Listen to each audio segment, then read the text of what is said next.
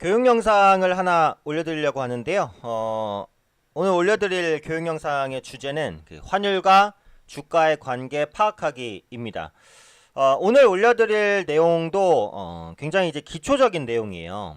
그래서 아마 많은 분들이 이미 알고 계실 수도 있습니다.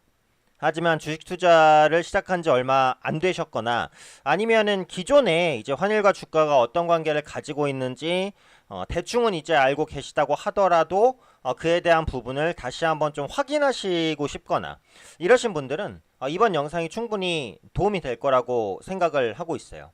그래서 결국은 아시겠지만 국내 주식시장을 움직이는 주요 수급 주체 중에 하나는 외국인입니다. 사실은 뭐 기관의 영향이 클 때도 있고 외국인의 영향이 클 때도 있지만 제가 볼 때는 이제 국내 주식시장은 전반적으로 외국인의 영향이 기관보다는 더 크다라고 봐요. 근데 외국인의 매매에 있어서는 환율에 대한 영향이 절대적으로 크다라고 보는 거죠. 그리고 외국인의 수급을 차치하고 보더라도 국내 기업의 시가총액 상위 종목은 대부분 수출 기업입니다. 수출로 먹고 산다는 거죠. 그 수출에 있어서 환율도 굉장히 중요하죠. 그렇기 때문에 환율과 주가의 관계를 모르고서 주식시장에 투자를 한다는 것은 굉장한 리스크를 지고 매매를 하는 것과 같습니다. 그렇기 때문에 환율의 개념이 아직 확실하게 잡혀있지 못하신 분들은 오늘 말씀드리는 이 강의 내용만 숙지를 하셔도 기본적인 내용은 알고 간다라고 생각을 하고 있어요. 그래서 환율과 주가의 관계 파악하기 강의를 지금 시작하도록 하겠습니다. 우선은 환율의 정의부터 한번 봐야겠죠. 환율, 우리가 항상 뉴스에서도 많이 듣는 얘기고 신문에도 참 많이 나옵니다. 사전적인 정의를 보면 일국 통화와 타국 통화와의 교환 비율입니다. 그러니까 일국 통화의 대외 가치를 나타낸다. 한국의 환율이 어떻다라고 하면은 한국의 통화 가치가 어느 정도냐를 의미하는 것이다라고 볼 수 있죠. 흔히 이제 우리가 보는 기본적인 환율은 원달러 환율입니다. 달러 대 원의 환율. 달러는 기축통화이기 때문에 세계를 대표하는 화폐예요. 그러니까 보통 다른 나라들도 달러 대비 자국통화가 어떻다라고 비교를 많이 해요. 우리나라도 마찬가지죠. 그래서 원달러 환율이라고 하면 1달러 대비 원화의 가치가 얼마냐를 의미합니다. 예를 들면 이제 1달러에 뭐 1,300원이다. 이게 이제 원달러 환율이다. 이렇게 보시면 되겠죠. 달러 인덱스라는 개념이 있습니다. 세계 주요 6개국 통화 대비 달러와의 평균적인 가치를 나타냅니다. 그래서 달러 인덱스가 어떻다라고 하면 글로벌 시장에서 달러의 가치가 어떤지 이런 부분들을 의미하는 것이다. 이렇게 보시면 될 것 같아요. 정의 부분은 이제 빠르게 좀 넘어갈게요.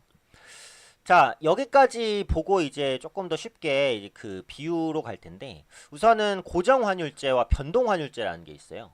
고정환율제는 고정시킨 환율을 유지하는 제도입니다. 중앙은행이 외환시장에 개입해요. 그래서 환율을 얼마에 딱 고정을 시키는 거죠. 예를 들면 1달러에 1,000원이다. 1달러에 1,000원으로 하기로 했으면 어떤 식으로든 1달러에 1,000원을 맞추는 거예요. 그게 환율의 고정입니다.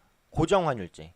보통 이제 성장이 이제 막 성장이 진행되는 개도국이라든지 약간 성장이 조금 덜 된 국가에서 많이 취해요. 왜냐면 이제 막 성장을 하고 있는데 환율 변동성이 커지면 성장에 문제가 생길 수 있으니까 그런 요인들을 배제하기 위해서 환율을 묶어놓는 거거든요.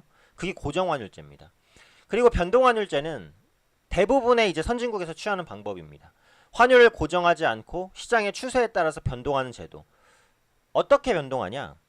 주식도 마찬가지고 상품도 마찬가지고 우리가 사는 모든 시장은 그렇지만 사는 사람이 많으면 가격이 올라갑니다. 그렇죠? 파는 사람이 많으면 가격은 떨어져요. 환율도 마찬가지죠. 달러를 사는 사람이 많으면 달러 가치가 올라갑니다. 원화를 사는 사람이 많으면 원화 가치가 올라가죠. 원화를 파는 사람이 많으면 원화 가치가 떨어지겠죠. 그런 식으로 움직이도록 내버려 두는 것. 이게 이제 변동환율제라고 보시면 되겠죠.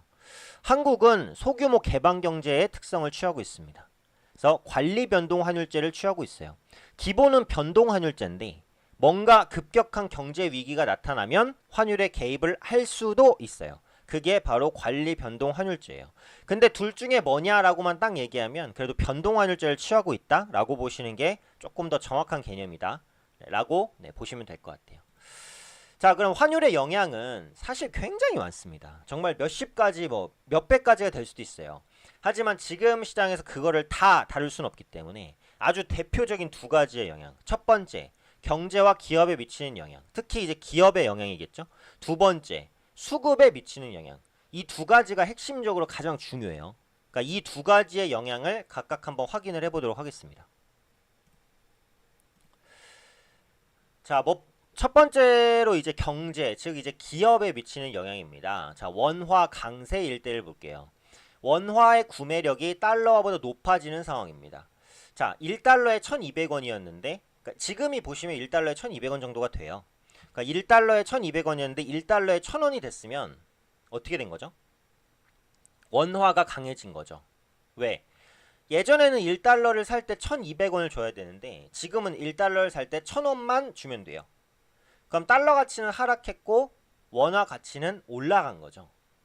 근데 여기서 나타나는 변화가 뭐냐면 해외에서 수입을 했을 때 상대적으로 수입 가격 부담이 줄어들게 됩니다. 그쵸? 자, 미국에서 껌을 판다고 해볼게요. 그 껌을 1달러에 팝니다. 근데 예전에는 그 껌을 사려면 1,200원을 줘야 됐어요. 근데 지금은 1,000원만 주면 그 껌을 살 수 있어요. 그러면 그 껌을 더 많이 살 가능성이 높겠죠. 그렇기 때문에 보통 원화 가치가 강세가 되면 수입이 증가합니다. 근데 해외로 수출할 때는 상대적으로 수출로 인한 이익이 줄어들어요. 자, 미국에 1달러에 수출하던 상품이 있다고 해볼 때 1달러에 1,200원이면 1달러에 수출을 하면 1,200원을 벌잖아요. 근데 1달러에 1,000원이 됐어요. 그럼 똑같이 1달러에 수출해도 이익은 1,000원이 되는 거예요. 200원이 감소했죠. 그러니까 상대적으로 수출엔 불리한 여건이 되죠. 수출은 감소하게 됩니다. 자, 이번엔 반대죠. 원화의 구매력이 달러화보다 높아지는 상황입니다. 1달러에 1,200원, 1달러에 1,000원인데 보시면은 반대가 아니죠. 네, 아까와 같은 개념입니다. 죄송합니다. 아까와 같은 개념이에요. 원화의 구매력이 달러화보다 높아지는 상황이 그대로 이제 갔을 때 얘기입니다. 자, 해외 수입 비중이 큰 기업에 유리하게 돼 있어요. 왜냐면 아까도 말씀드린 대로 똑같은 물건을 사도 더 싸게 살 수 있는 거죠. 더 많이 살 수 있고 원화 가치가 올라갔으니까. 그러니까 보통 이제 음식료, 철강, 유통 이런 업체들이 이제 해외 수입 비중이 큰 기업입니다. 그러니까 상대적으로 싸게 이제 수입을 할 수 있으니까 유리한 거고, 해외 수출 비중이 큰 기업은 좀 불리해요. 아까 말씀드린 대로 똑같이 1달러에 팔아도 이전에는 1,200원을 가져왔었는데 지금은 1,000원을 가져오게 되니까 보통 IT, 자동차, 화학주가 수출 비중이 큰 기업이기 때문에 조금 불리해지는 그런 현상이 전반적으로 생긴다 라고 보시면 되겠습니다.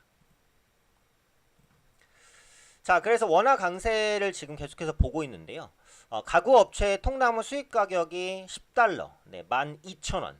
원화 강세로 1달러가 1,000원으로 환율로 하락하게 됐을 때 기존 12,000원에 수입하던 통나무는 10,000원만 주고도 수입할 수 있게 됩니다. 아까 말씀드렸던 부분이에요.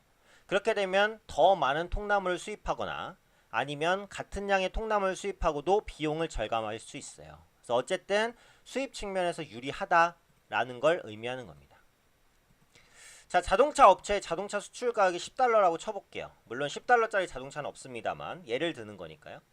수출 가격이 10달러면 12,000원이죠. 원화 강세로 1달러가 1,000원으로 환율이 하락했을 때 기존에 12,000원에 수출하던 자동차는 같은 가격으로 판매했을 때 10,000원에 수출할 수밖에 없게 됩니다. 그러면 자동차 판매 가격을 유지하면서 마진이 줄어드는 걸 감수하거나 자동차 달러 판매 단가를 올려서 수익을 방어할 수밖에 없어요. 어떤 식으로든 자동차 업체는 어때요? 수출이 많은 자동차 업체는 불리할 수 있다는 거죠. 원화의 구매력이 달러화보다 높아지는 상황. 아까 연속해서 원화 강세를 보고 있습니다. 구매력이 확대되면서 해외여행이 증가하게 돼요. 항공 여행주에는 긍정적이에요. 네. 원화 가치가 높아지면은 같은 돈으로 해외에서 쓸 수 있는 돈이 많아지는 거잖아요. 그러니까 여행을 가고 싶은 욕구가 증가하겠죠. 추가적인 요인을 보면은 유류세, 기름값이 사실 항공기 티켓 가격에 굉장한 영향을 많이 미칩니다. 근데 원화가 강하면 기름 유류세를 낼 때도 더 유리한 환경에 처하게 되죠. 그러니까 이래저래 항공주, 여행주에는 긍정적인 요인이에요. 반대로 이제 구매력이 하락하게 되면 국내 해외 관광객 유입이 감소할 수 있어요. 이건 반대로 해외에서 국내로 들어오는 관광객은 쓸 수 있는 돈이 줄어드는 거잖아요. 그러니까 관련된 소비주에 중국 소비주라든지 이런 종목에는 조금 부정적일 수 있겠다. 물론 이건 위안화 대 원화의 환율을 중심으로 봐야 되지만 전반적으로는 해외 관광객이 국내 시장을 찾는 데 있어서는 좀 불리할 수 있다는 거죠. 그래서 원화의 가치가 이제 상승하게 됐을 때 같은 돈으로 외국에서 즐길 수 있는 재화의 양이 증가한다. 그래서 외국 음식, 숙박, 상품 구매, 이동수단, 이용 등에 있어서 모든 부분에서 구매력이 상승하게 됩니다. 그러면 해외여행에 대한 수요를 증가시키고요. 국내 관광, 외국인의 유입을 감소시키는 그런 요인이 된다라고 보시면 되겠습니다. 그리고 추가적인 효과로서 이제 대외 부채 부담이 감소하게 돼요. 대외 부채가 높은 기업에는 긍정적이겠죠. 근데 항공 해운 업종이 일반적으로 대외 부채가 높아요. 그러니까 원화 강세에 대한 수혜를 받을 수 있다라는 부분이에요. 내가 대외 부채를 1달러의 빚을 지고 있어요. 그럼 기존의 1달러의 빚은 1200원의 빚입니다. 한국 돈으로. 근데 그게 1000원의 빚으로 떨어졌잖아요. 그쵸? 그러니까 빚이 많은 기업에는 유리하다는 거예요. 근데 대외 자산에 대한 가치가 하락하는 것이기 때문에 반대로 대외 자산이 많은 기업에는 부정적인 영향을 끼치게 된다는 겁니다. 그리고 이제 움직임에 따른 영향도 있어요. 향후 원달러 환율이 지속적인 하락을 보일 것으로 예상되는 경우에 외국인의 국내 기업과 자산에 대한 투자가 증가하겠죠. 왜? 원달러 환율이 하락을 보인다는 것은 달러 가치가 떨어진다는 것을 의미합니다. 그건 반대로 말하면 원화의 가치가 올라간다는 거죠. 그럼 외국인 입장에서는 한국 동이 강해질 것 같으면은 한국 기업이나 한국 자산을 사고 싶겠죠. 그렇죠? 한국 자산을 사만 놓으면은 그 자산 가격이 올라가지 않아도 원화 가치가 상승하면서 그 자산 가격이 같이 올라가지 않겠습니까? 그러니까 보통 원화가 강세로 갈 것 같이 예상이 되면 외국인이 국내 주식을 사는 경우가 많습니다. 이게 이제 기본적인 환율의 영향이라고 볼 수 있겠죠. 자, 반대로 원화 약세를 보겠습니다. 원화의 구매력이 달러보다 낮아지는 상황입니다. 자, 1달러에 1000원이었는데 1달러에 1200원이 됐어요. 이러면 원화의 가치, 그러니까 한국 돈의 가치는 낮아지는 거죠. 왜? 예전에는 1달러를 살 때 1000원만 주면 됐는데 지금은 1달러를 살 때 1200원을 줘야 돼요. 200원이나 더 줘야 돼요. 1달러를 사는데. 그러니까 한국 돈의 가치가 그만큼 떨어진 거죠. 원화 강세와 정확히 반대의 모습이 나타납니다. 수출 기업에 유리해지죠. 해외 여행 수요는 감소하죠. 국내 입국 여행객은 증가하죠. 대외 부채 부담은 증가하고 외국인 직접 투자는 감소합니다. 아까 제가 원화 약세에 말씀드렸던 그 효과를 그대로 뒤집어 보시면 됩니다. 원화 강세에 따른 효과죠. 원화 강세 효과를 그대로 뒤집어 보면 원화 약세의 효과가 나옵니다. 이게 이제 환율이 기업에 미치는 기본적인 영향이 된다라고 보실 수 있어요. 그리고 일반적으로 원화 약세는 국내 증시에 우호적으로 작용하는 경향이 있어요. 경향. 항상 그렇다는 거 아닙니다. 왜냐하면 시가총액 상위 기업의 수출 기업이 다수 포진이 되어 있기 때문이에요. 그러니까 시가총액 상위 기업들은 수출로 먹고 사니까 원화 가치가 약하면 수출에 있어서 경쟁력이 생긴단 말이에요. 그런 부분들은 국내 기업의 이익을 올릴 수가 있습니다. 그럼 원화가 약하면 무조건 국내 기업이 좋은가요? 그런 건 아니에요. 주가가 좋은가요? 그건 또 아니에요. 그거는 뒤에 말씀드릴 개념이에요. 다만 다른 영향은 차치하고 원화 약세가 국내 증시에 우호적으로 작용할 수 있는 요인은 될 수도 있다라는 거예요. 왜냐하면 시총상위 기업들의 수출 기업이 다수 포진되어 있기 때문에 이익이 좋아질 수 있기 때문에. 하지만 이것은 기업에 대한 영향에만 포커스를 맞췄을 때의 얘기입니다. 왜 제가 이렇게 말씀드리는지 이제 뒤에 추가적으로 언급을 드릴 거고요. 자, 그 다음에는 이제 수급에 미치는 영향이에요. 사실은 주식이라는 것이 올라가는 이유가 뭐 그 기업의 그 가치가 뭐 저평가돼서 혹은 뭐 실적이 좋아질 것 같아서 뭔가 테마로 엮여서 뭔가 호재가 나올 것 같아서 여러 가지 이유에 있어서 올라가죠. 근데 사실은 주식이 올라가는 궁극적인 이유는 뭡니까?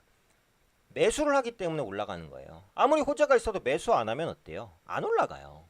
그러니까 사실은 환율이 미치는 영향은 기업에 대한 영향도 중요하지만 수급에 미치는 영향을 보는 게 더 중요해요. 그렇기 때문에 지금 말씀드리는 게 오히려 더 본론일 수도 있어요. 물론 앞에 부분을 무시해서는 안 됩니다만 수급에 미치는 영향이 사실은 투자는 우리 입장에 있어서는 더 중요할 수 있다고 봐야 돼요. 자, 여기부터는 이제 주목해서 보겠습니다. 환율의 영향. 아까는 기업에 미치는 영향이었고 지금은 이제 수급에 미치는 영향이에요. 예시를 들기 위해서 수급 주체별 삼성전자의 매매 방법을 보겠습니다. 기관과 개인의 삼성전자 매매 방법을 볼게요. 예수금으로 삼성전자 주식을 매수를 합니다. 기관 개인의 경우. 예수금이란 말이 어렵게 느껴지실 필요는 없어요. 그냥 돈입니다. 돈. 주식 사시려면 증권계좌에 돈 넣잖아요. 그쵸? 그러니까 증권계좌에 돈 넣어놓으면 그 돈은 그대로 있잖아요. 그게 예수금입니다. 예수금으로 삼성전자 주식을 매수. 그 다음에 삼성전자 주식을 매도하면 돼요. 그렇죠? 심플합니다. 네. 주식 매매 방법은 7살짜리 애한테 가르쳐줘도 매수 매도는 할 수 있을 거예요. 그만큼 쉬워요. 그냥 돈 넣고 삼성전자 주식 사고 삼성전자 주식 팔면 됩니다. 그게 기관과 개인이 삼성전자를 매매할 때예요. 그런데 외국인이 매매할 때는 달라요. 이게 중요합니다. 외국인이 삼성전자를 사려면 외국인은 기본적으로 뭘 가지고 있어요? 달러를 가지고 있잖아요. 혹은 뭐 위안화가 됐든 뭐 엔화가 됐든 뭐 프랑이 됐든 유로화가 됐든 뭐 다른 나라 화폐를 가지고 있을 거 아니에요? 그럼 그걸로는 절대 삼성전자를 못 사요. 삼성전자를 사기 위해서는 한국에 상장되어 있는 삼성전자를 사기 위해서는 달러, 엔화, 위안화 이런 걸로 못 사요. 그럼 뭘로 사야 돼요? 원화로 사야 돼요. 한국 돈. 그럼 한국 돈으로 일단 환전을 해야 되는 거거든요. 그럼 일단 환전을 합니다. 그 다음에 환전한 돈으로 삼성전자 주식을 사겠죠. 그 다음에 삼성전자 주식을 팔겠죠. 여기에 끝이 아니에요. 판 원화를 그대로 가지고 가는 게 아니라 원화를 달러가 됐든 뭔가 이외의 외화, 그러니까 자기 나라 돈으로 바꿔서 가져간단 말이에요. 그러면은 총 단계가 4단계예요. 개인과 기관은 2단계로 매매를 끝내지만 외국인은 4단계가 필요한 거거든요. 매매할 때. 결국은 뭐가 매매에 추가되냐면 환전 과정이 매매에 추가가 됩니다. 이게 이제 그 일반적인 기관 개인의 매매와 외국인 매매의 핵심적인 차이점이다 라고 보시면 될 것 같아요. 그럼 이게 이제 어떤 영향을 미치는지가 중요하겠죠.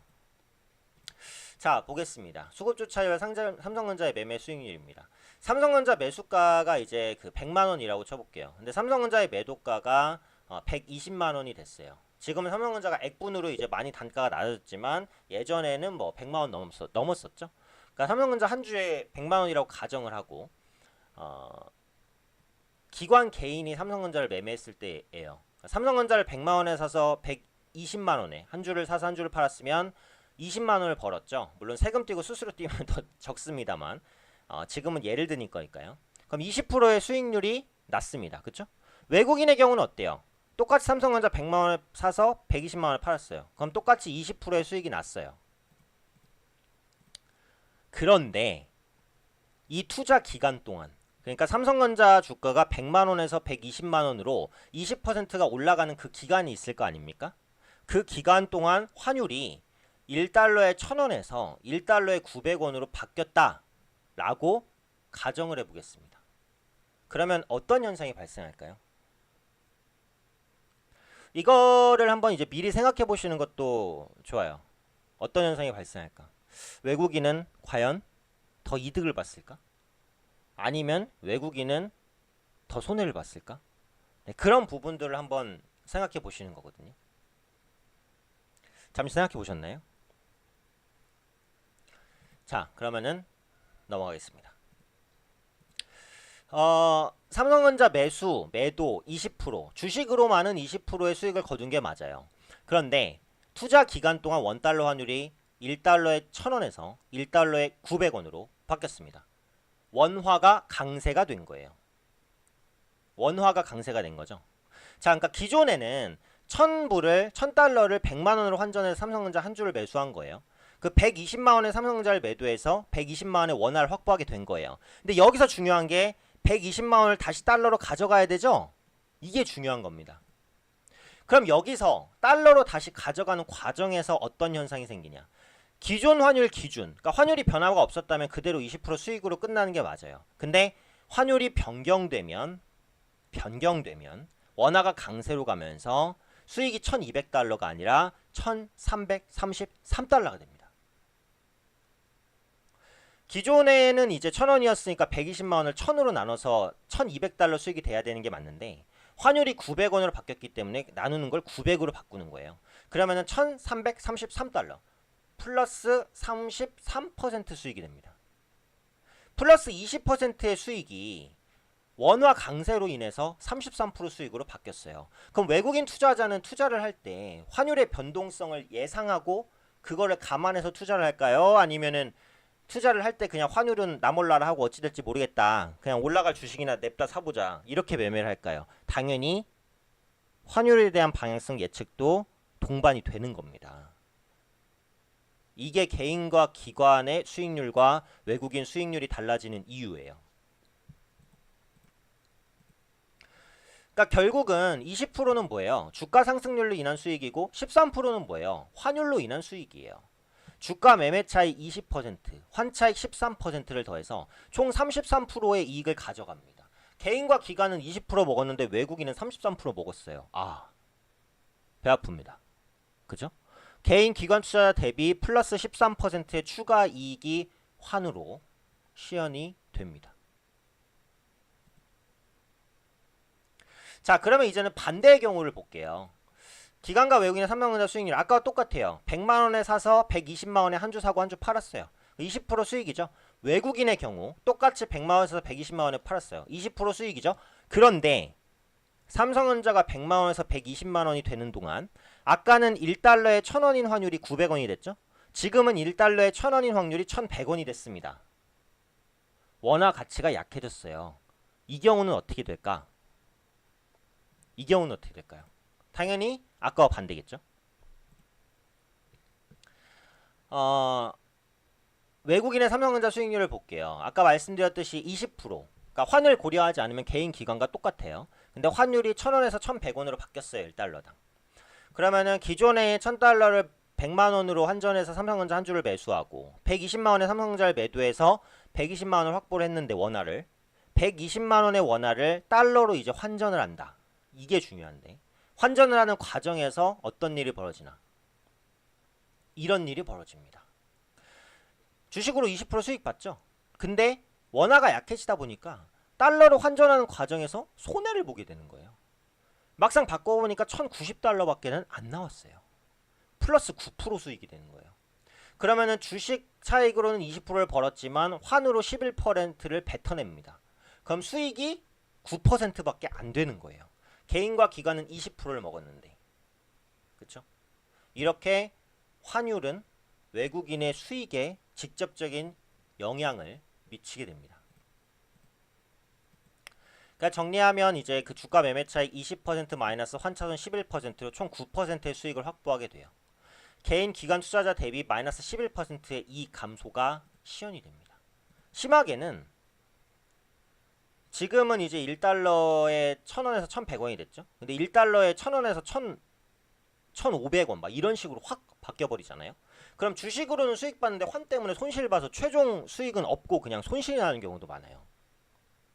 반대의 경우는 원화가 확 강세로 가버리면 거기서 주식에서 플러스 수익 먹었으면 수익은 정말 어마어마하겠죠. 어쨌든 주식 매매 차익에 환 차익이 더해진다는 거, 이게 핵심입니다. 그래서 외국인 투자자의 수급은 언제나 그 환율이라는 변수에 아주 큰 영향을 받아요. 그렇다 보니까 종목 수익률과 환 변동을 함께 고려한 전략을 외국인은 짜요. 그쵸? 그러니까 외국인이 이런 전략을 짠다는 걸 우리가 알고 있으면 앞으로 환율이 어떻게 전망될지를 내가 어느 정도 예측하고 있다고 할 때 외국인이 어떤 매수나 매도 포지션을 취할지를 대략적으로 생각해 볼 수 있는 거거든요. 그렇죠? 외국인의 매매의 환율이라는 것을 내가 매매할 때는 사실 환율의 그 변동은 없지만 외국인은 그렇다. 그럼 외국인이 어떤 매매를 할까를 예측하고 대응해 볼 수가 있다는 거예요. 그래서 이제 하나 아주 대표적인 차트를 보여주고 마무리할 건데, 과거 서브프라임 모기 사태 주식 오래 하신 분들 아실 겁니다. 2018년 지금으로부터 한 11년 12년 정도 전이에요. 그때 삼성전자가 주가가 40만원까지 떨어졌어요. 액면 분할되기 전 가격으로 아주 개박살이 났습니다. 코스피는 1000 밑으로 들어왔죠. 서브프라임 모기 사태 때 주가를 끌어올린 주요 수급 주체는 외국인이었어요. 외국인. 그때 외국인의 매수 이유는 바로 환율이었거든요. 외국인이 어떤 식으로 돈을 버는지 대표적인 차트를 보여드리고 마무리를 하겠습니다.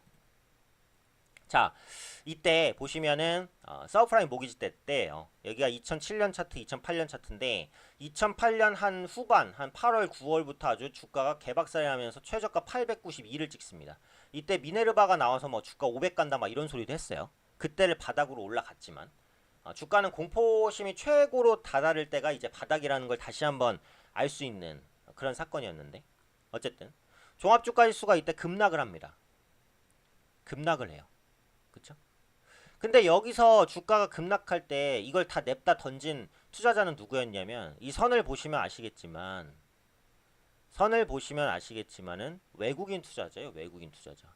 이 빨간 선이 외국인이거든요. 파란색이 기관, 검은색이 개인인데 기관 개인은 이때 다 샀잖아요. 떨어지는 거 받았어요. 근데 외국인은 아주 그냥 일괄적으로 냅다 던져버립니다. 외국인이 이렇게 밀어버리니까 사실 지수가 못 버텨요. 그러니까 이빠이 빠졌죠. 근데 이때 외국인은 주식을 매도하지 않을 수 없었어요. 왜 매도하지 않을 수 없었냐? 이때 원달러 환율이 이렇게 급등을 했거든요. 같은 시기입니다. 같은 시기. 자, 2008년부터 이제 2008년에 이제 주가 흐름이에요. 주가가 계속해서 우하향이죠. 외국인 계속 팔죠. 환율은 어때요? 같은 시기에 급등을 합니다. 자, 환율이 급등한다는 건 원화 가치가 약해진다는 거예요. 원화 가치가 약해진다는 것은 뭐예요? 외국인이 우리나라 주식을 들고 있으면 주가 떨어져서 손해보고 원화 가치 약해져서 손해를 또 봐요. 그럼 그 손해는 정말 엄청나죠. 이걸 외국인이 미쳤다고 감수를 합니까? 당연히 냅다 팔고 튀는 거죠. 그쵸? 근데 자, 그 다음이 중요하거든요. 그 다음을 보시면 종합주가지수가 2009년부터 바닥 찍고 2011년 이상까지 쭉 올라갑니다. 여기서 쭉 올라가요. 자, 근데 여기서 수급이 또 중요한데 여기서 쭉 올라갈 때 지금 보시면은 이 기관은 파란색 수급 계속 팔죠. 검은색 그 개인 수급 계속 팔죠. 누구만 사요? 외국인만 이빠이 사서 쫙 당겨요. 주가를 쫙 당기죠. 이때 또 환율이 어땠을까? 똑같은 시기 반대로 원화 가치가 이빠이 강세로 갑니다. 자, 그러면 여기서 본격적으로 매수하는 외국인은 뭐예요? 주가 올랐으니까 주가 올라간 차익 먹어. 원화 강세로 가니까 환 차익 먹어. 주가 시세 차익과 환 차익으로 수익이 극대화되는 거예요. 그래서 2008년부터 2011년 동안 우리나라에서 외국인 투자자는 돈을 엄청나게 법니다. 이게 외국인의 환을 고려한 매매 전략의 기본이다 라고 보실 수 있겠죠. 그래서 종합을 하면 그 원화 약세는 국내 수출 대형주의 실적 개선 기대감을 주지만 외국인의 환손실을 우려하게 만들기도 하는 부분이 됩니다. 그래서 원화 강세나 원화 약세는 언제나 장단점이 있어요. 그래서 시장에서 원화 강세가 좋다, 원화 약세가 좋다 이렇게 딱딱 말할 수는 없어요. 제가 올려드린 대로 원화 강세는 그리고 원화 약세는 어느 정도의 장단이 존재합니다. 때문에 환율은 무조건 강세가 좋다, 약세가 좋다라는 개념은 아니에요. 언제나 안정 그리고 예측 가능하게 움직이는지 이런 부분들을 보시는 게 중요합니다. 네, 그래서 오늘 강의는 이제 주가와 이제 외국인의 그 환율과 주가의 관계, 특히 그에 따른 외국인의 수급 변화, 그에 따른 주가의 변화 이런 부분들을 말씀드렸어요. 그러니까 핵심은 환율이 기업의 이익에 어떤 영향을 미치는지 그리고 외국인의 수급에 어떤 영향을 미치고 외국인의 수익률에 어떤 영향을 미치는지 이 부분을 말씀드리고 싶었던 거예요. 그래서 오늘 한 30분 정도 말씀을 드렸는데 그 부분을 인지를 잘 하신다면 제 강의가 30분 동안의 강의가 정말 뿌듯하게 느껴질 것 같습니다. 그래서 조금 어려우신 부분이 있으면 한 두세 번 정도 반복해서 보시면 충분히 이해가 가실 거라고 생각을 하고요. 그래도 어려우신 부분이 있다라고 하시면 밑에 댓글에 뭐가 어떻게 궁금합니다 라고 질문을 달아주시면 제가 확인하는 대로 또 답변을 드릴 겁니다. 저는 항상 그 소통을 하고 싶어요. 왜냐면은 제가 개인 투자자분들의 주식 매매에 있어서 조금 더 성공 가능성을 높여드리는 그런 일을 하고 싶은데 제가 백날 떠들어도 아무 도움이 안 된다면 소용이 없잖아요. 그래서 어떻게든 개인 투자자분들이 외국인 기관에 항상 지지 않고 반드시 넘어설 수 있는 그런 지식과 실력을 가지시기를 원하고, 그런 부분들을 계속해서 응원해드리고 싶고 제가 아는 것들을 알려드리고 싶으니까 이해를 잘 하셨으면 다행이고, 혹시 이해가 잘 안되거나 어려운 부분이 있다라고 하시면 댓글 남겨주시면 제가 확인하는 대로 답변을 드릴 테니까요.